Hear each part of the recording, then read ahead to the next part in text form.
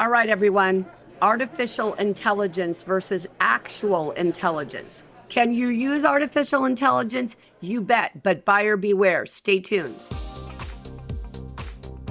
Hello, welcome to Workplace Wake Up. I'm Jen Shaw.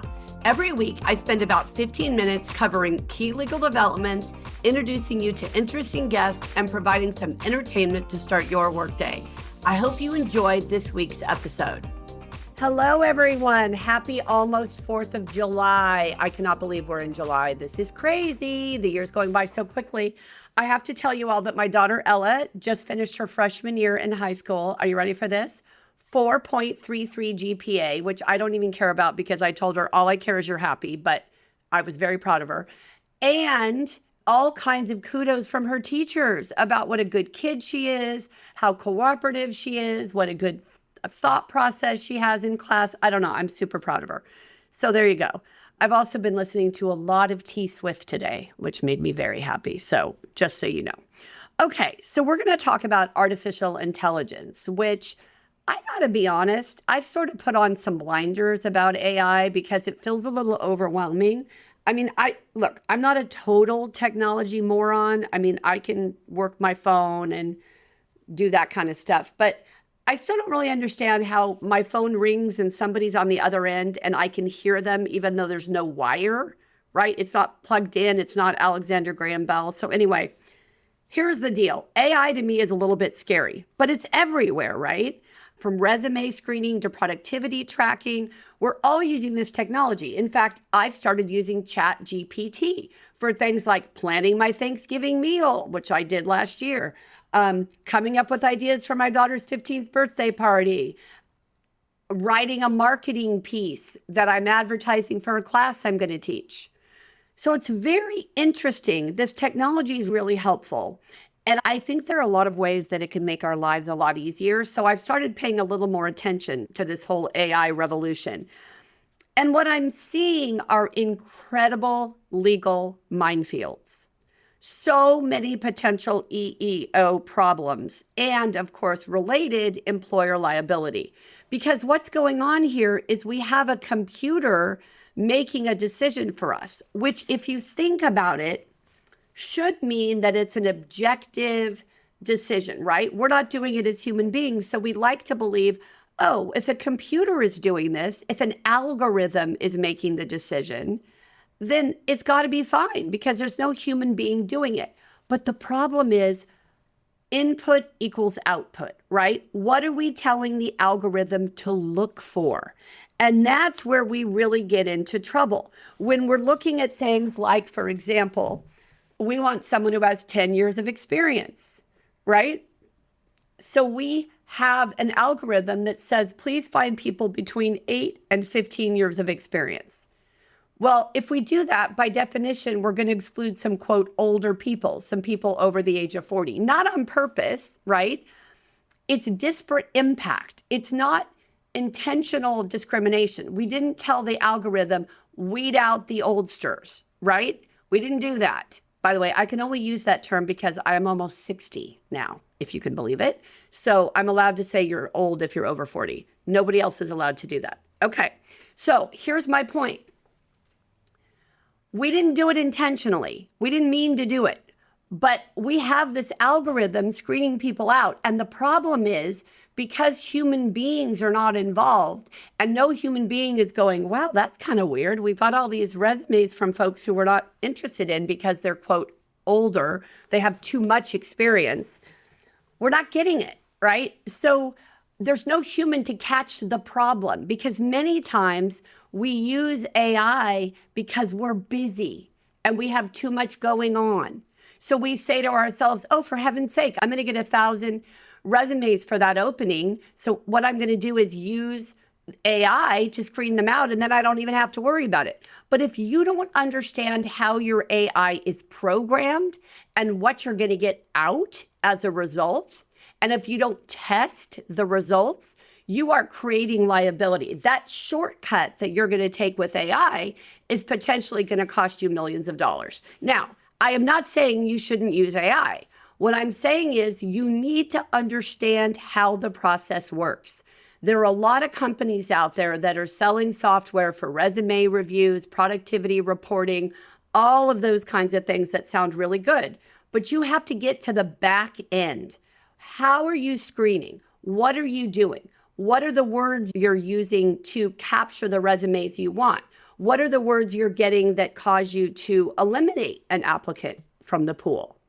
Right? You have to understand how the sausage is being made. If you don't understand that and you just take it on blind faith that the vendor has got it set up appropriately, you are taking a significant risk. So what I want you to think about is, number one, it is not going to be a defense to say, oh, the algorithm did it. We advertised on Indeed, and Indeed software is the one that eliminated all of these applicants. We weren't trying to discriminate. We didn't know what they were doing. It doesn't matter. You're a joint employer with Indeed at that point, right? You all see that. You've asked them to do a job that you would normally be doing. So any liability that they create is your liability. So you have to understand that. Same way with a temporary agency or a placement agency that you might be using. All right?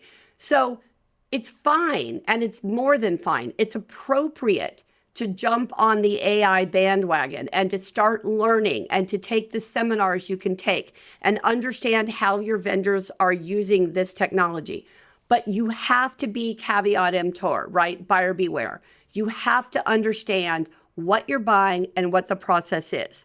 For example, I have a client who just spent literally $100,000 on leave software. And the way this leave software was advertised is it's like the best thing since sliced bread. All you got to do is put in the employee number, and then it refers back to your HRIS system. So you know exactly when they were hired, you know if they'd had any other leave, and it pulls all the information from your HRIS system. You don't have to do a thing. Great, that sounds amazing. $100,000 less than they were paying their extra HR generalist, including overtime that she was working, so they figured this was a good deal. The problem is it wasn't programmed for compliance with California law. So when it's looking at leaves, it's not looking at some of the specific California leaves, like pregnancy disability leave, like time off for crime victims, like time off to vote, time off to be an election official, time off for school activities. You know, we've got like 489 reasons why somebody cannot come to work in California, and not that many fewer reasons everywhere else. We've all got rules like this. I don't care where you are, in what country you are, in what state you are, in what city you are, it doesn't make any difference. So they bought the software for $100,000 and they settled the first case for $650,000. And that's one of 12 cases that have been filed. This is not a good ROI. And they would have figured this out if they had knowledge that what they need to do is look at the back end. They need to understand how the process is working. What is that company putting in that software? What is that documentation? What are they creating so that the decisions are being made automatically? I'm not saying it can't be done right. It can, but we have to push people to do it. Obviously, these companies are going to take the easiest way they can. Let's just do something that applies in all 50 states of the United States, or just in the UK, or just in Japan. Okay, great. But what happens if somebody's using it somewhere else? Are you careful who you're selling it to? Right? How do you know that it's going to be properly set up? And I got to tell you, for $100,000, I thought this thing would be completely dialed into the company's policies and procedures, but they didn't even ask for the handbook. I mean, that's your first clue, right? If the software company doesn't even want to know what policies you're offering or what programs you have, how can they possibly have a software system, an algorithm that is going to work for you? It just doesn't make sense. It's never going to be plug and play in employment law. You're going to have to make some changes, make some alterations, do some things a little bit differently. So, first of all, when you're going to use AI, you need to use it responsibly, right? So for example, I told you earlier, I've used a little bit of ChatGPT to help me do flyers for training. Help me think of a new way to advertise our equal employment opportunity training, which I've been doing since 2000. Now, we've updated the training. It's an awesome program, but I don't want to send the same write-up every time I send an email, right? I want to change it up a little bit. So ChatGPT is helping me do that. And I'm not ashamed to admit that. Like, I feel like it's efficient. Would I ever take a client's email and put it into ChatGPT and come up with an answer? No. That is not the way to use ChatGPT. That is not the way to use AI. So the first thing you have to do, step one, is you have to identify what is the purpose for using AI? What are you hoping to get out of it, right? Number two, talk to people. Talk to other people in your industry. You've got to find the industry leader. And what are they doing? What vendors are they using? Now, I know some of you are thinking, well, Jen, the industry leader is going to be willing to pay a lot more money than I am. I get it, but that doesn't mean it has to be expensive. You have to know that all of these vendors, they have different price levels depending on how many employees you have, what your annual revenue is, and you can negotiate everything. It's just like you're at a swap meet, okay? You don't ever pay the price that's advertised. You know, when you go to hotels and there's that little rate sheet on the back of the door and it says like, this room rents for $1,100 a night. And you're like, well, I got it for $139. What are you talking about, right? Because you went on hotels.com or you went on some other website and you got it. You're not going to pay the advertised price. So you've got to find the industry leader. You've got to figure out who they're using, and then you reach out to them to tell them who you are. And remember, you're selling your organization. You're convincing them that they need you. Maybe you're active in your local SHRM chapter. Maybe some of your employees have been given some sort of awards, or they've been nominated for cool things like best place to work. Okay, tell them that because they want to advertise that the employers who are using them are cool, awesome employers, right? So you're selling yourself to the vendor, okay? So you find the vendor. Number three, you say to the vendor, hey, I don't want to be sued and I don't want to have to sue you because I'm being sued. And they're going to say, well, you know, you can't sue me because we have an indemnification provision in every agreement we have our clients sign, which basically says, client, you're on your own. Anything that bad that happens, it's your problem and not ours. And those are valid agreements, guys. If you have an indemnification provision saying that you're going to indemnify the vendor if they're sued for any problems, that's just a common term of a contract. You have to decide whether or not you want to agree to it. So they're not worried about you suing them. So then you say, okay, that's fine. But I am worried about me being sued. And I'm not going to pay you this money unless you can assure me that you are complying with whatever law you need to comply with, whether it's New York law, California law, UK law, whatever it is. And maybe you have multiple locations. That's fine too. Figure that out, okay? The fourth thing you have to do is you have to make sure your policies are constantly up to date. Here's why. People ask me all the time, Jen, how often do I need to update my policies and procedures? And I tell them, anytime a rule changes, anytime a law changes, if you want to wait and do it annually, that's fine. But I can guarantee you for most organizations, you're going to need to do it at least annually.